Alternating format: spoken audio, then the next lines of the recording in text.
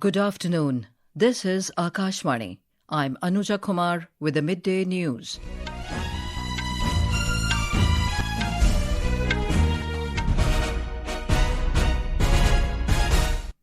The headlines. Prime Minister Narendra Modi takes part in Silver Jubilee celebrations of Uttarakhand's Formation Day in Dehradun, launches several development projects worth over 8,000 crore rupees. Campaigning for second and final phase of Bihar Assembly elections ends this evening. President Droupadi Murmu to hold bilateral talks with her Angolan counterpart in Luanda today.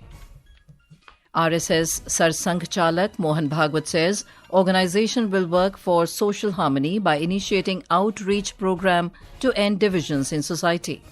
Gujarat ATS arrests 3 suspected terrorists associated with ISIS from Gandhinagar, and Indian Air Force stages a grand flypast over Brahmaputra river in Guwahati to mark its 93rd anniversary.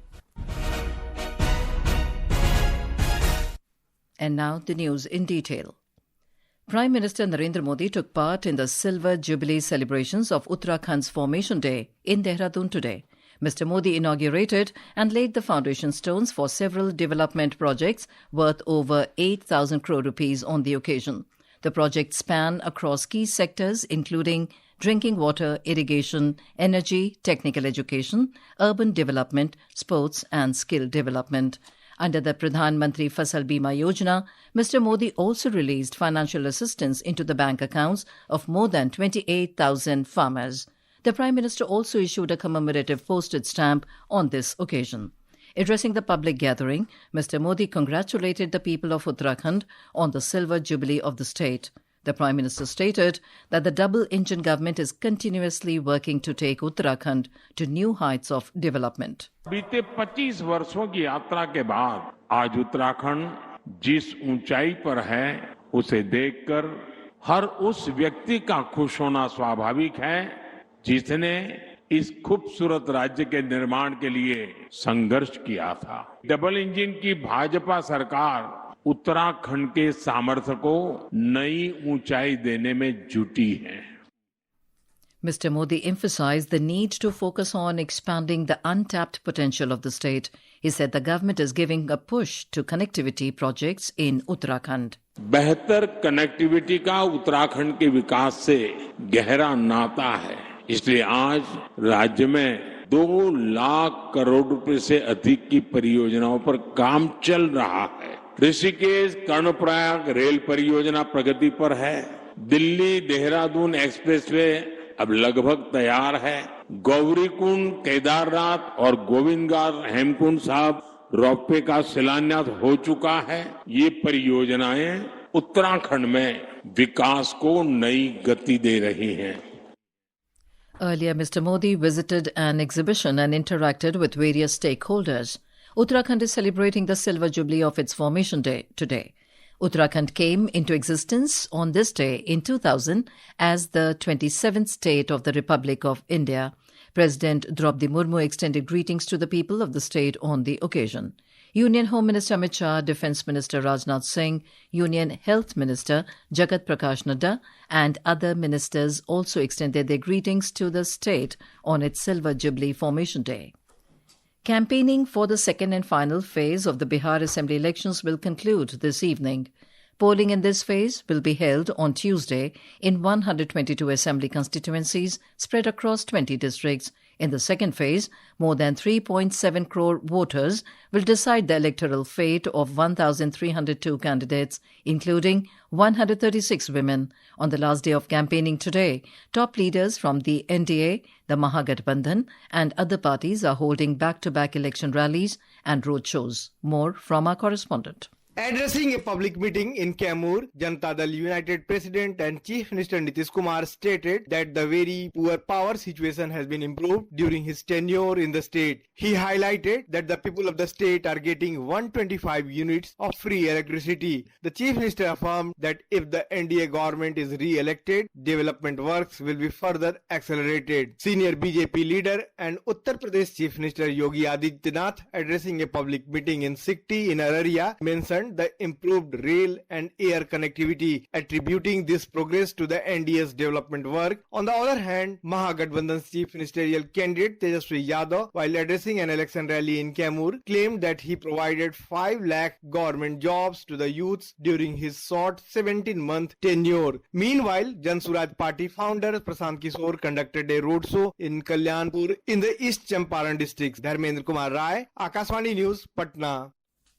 The Bharatiya Janata Party BJP has swept the local body elections in Daman, Diu and Dadra and Nagar Haveli, securing an overwhelming majority in all key civic and panchayat bodies. According to official results, BJP won 15 of 16 seats in the Daman district panchayat, 14 of 15 seats in the municipal council and 15 of 16 sarpanch posts, establishing a near-total dominance in the region. In Diu, the BJP achieved victory, bagging all 8 district panchayat seats. Similarly, in Dadra and Nagar Haveli, the party strengthened its stronghold by winning 24 of 26 district panchayat seats and all 15 seats in the municipal council. BJP national spokesperson Guru Prakash Paswan said the results reflected the public's growing faith in the party's governance model. RSS sarsanghchalak Mohan Bhagwat has said that the organization will work for social harmony by initiating outreach program to end divisions in society. Speaking as part of lecture series on 100 Years of Sangh Journey, New Horizons in Bengaluru, Mr. Bhagwat pointed out that during the First War of Independence in 1857, both Hindus and Muslims came together to fight for freedom from the British rule. He said RSS will reach out to caste leaders and heads of religious sects at the block level as part of Sadbhavna Karya. We have to remove all these differences. And our tradition is we create unity without disturbing the diversities. But our tradition is to think that the diversities are the decorations of unity because they are expressions of unity. Unity expressed through many individuals in many conditions at varied periods of times. In this manner, we have to organize our society. This is Akashvani giving you the news. For quick news updates around the clock, follow us on our X handle at AIR News Alerts. And for details of these stories and more, log on to our website www.newsonair.gov.in and download the News on AIR app. President Droupadi Murmu will hold bilateral talks with her Angolan counterpart, João Manuel Gonçalves Lorenz, in Luanda today. The two countries are likely to sign and exchange MOUs on issues of mutual interests following the meeting. President Murmu reached Luanda late last evening on the first leg of her state visit to 2 African countries, including Angola and Botswana. Our correspondent covering the president's visit has filed this report. Earlier this year, when President of Angola met Prime Minister Modi, India approved a $200 million line of credit to help Angola modernize its defense forces. Both countries are now holding talks to finalize this agreement, which could also facilitate Angola to source defense equipment from India. Angola is already India's second largest energy supplier from Africa. With the discovery of new oil fields there, India can support Angola in refining and oil exploration projects. India can also help Angola achieve food security by sharing agricultural technology and equipment. During the current visit, both sides may also discuss cooperation in healthcare, space technology, and digital public infrastructure. They could further strengthen partnerships under global initiatives like the International Solar Alliance, the Coalition for Disaster Resilient Infrastructure, the Global Biofuel Alliance, and the International Big Cat Alliance. Manish Shiva, Akashvani News, Angola. Vice President C.P. Radhakrishnan remembered the contribution of Jain philosophy to the spiritual journey and heritage of India. He was speaking at the commemoration of Jain seer Acharya Shanti Sagar Maharaj in Shravanbelgola of Hassan district in Karnataka today. He underscored the importance of the tenets of Jainism, namely non-violence, self-restraint and renunciation, which have shaped the spiritual ethos of our society. Prime Minister Narendra Modi has shared an article written by Development of Northeastern Region Donaire Minister Jyotiraditya Scindia, highlighting the Northeast as Ashtalakshmi. In a social media post, the Prime Minister said the article explains how the region is becoming India's natural gateway to the Southeast Asia. The GST Bachat Utsav began on the 22nd of September as the Narendra Modi government reduced GST rates across several sectors, benefiting citizens nationwide. Our correspondent brings a report on how the next generation GST reforms are giving a boost to Sikkim's economy. A report.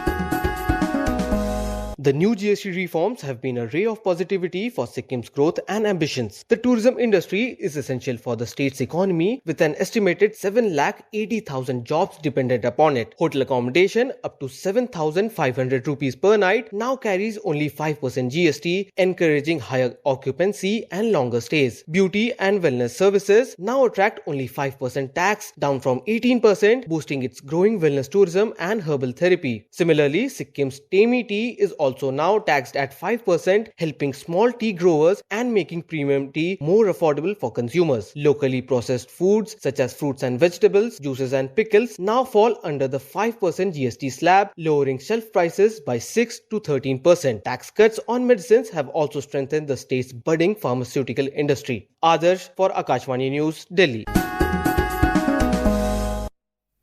India's ambassador to the US, Mohan Bhagwat, discussed with Intel CEO Lip-Bu Tan the company's semiconductor and AI initiatives and plans in India. The virtual interaction came as New Delhi accelerates efforts to strengthen its semiconductor and AI industries under the India Semiconductor Mission and India AI Initiative. The Gujarat ATS has arrested 3 suspected terrorists from Adalaj in Gandhinagar. Initial investigation suggests that these 3 terrorists were associated with ISIS. Weapons have also been recovered from the 3 arrested terrorists. These 3 terrorists were plotting to carry out an attack in different parts of the country. The ATS is interrogating these 3 terrorists and conducting further investigation. Indian Air Force's Eastern Air Command held a grand flypast over Brahmaputra River in Guwahati to mark its 93rd anniversary today. During the first ever full-scale air show, the Indian Air Force displayed over 75 aircraft and helicopters in more than 25 formations at Lasat Ghat above the Brahmaputra River. This year's Air Force Day celebrations revolved around the theme Infallible, Impervious and Precise, symbolizing the IAF's focus on operational capability, resilience and precision. Assam Governor Lakshman Prasad Acharya, Chief Minister Himanta Biswa Sarma and Air Chief Marshal Amarpreet Singh were present on the occasion. We have a report. The Indian Air Force organizes the first ever air show in the northeastern region at Guwahati over the banks of the mighty Brahmaputra River at Lasat Ghat thrilled the spectators. The flying machines, which included Rafale, Sukhoi Apache, MiG, IL-78 refueler, Mirage Jaguar, C-17 Globemaster Advanced Light Helicopter, Mk-1, C-130 Hercules, Antonov 32 and Surya Kiran, operated from 7 air bases in the region: Guwahati, Tezpur, Jorhat, Sabua, Hasimara, Bagdogra and Panagar. The air show also paid homage to Assam's beloved singer Zubin Garg with his popular song Mayabini Ratir Bukut. Aminul Haq Zuddar, Akashvani News, Guwahati.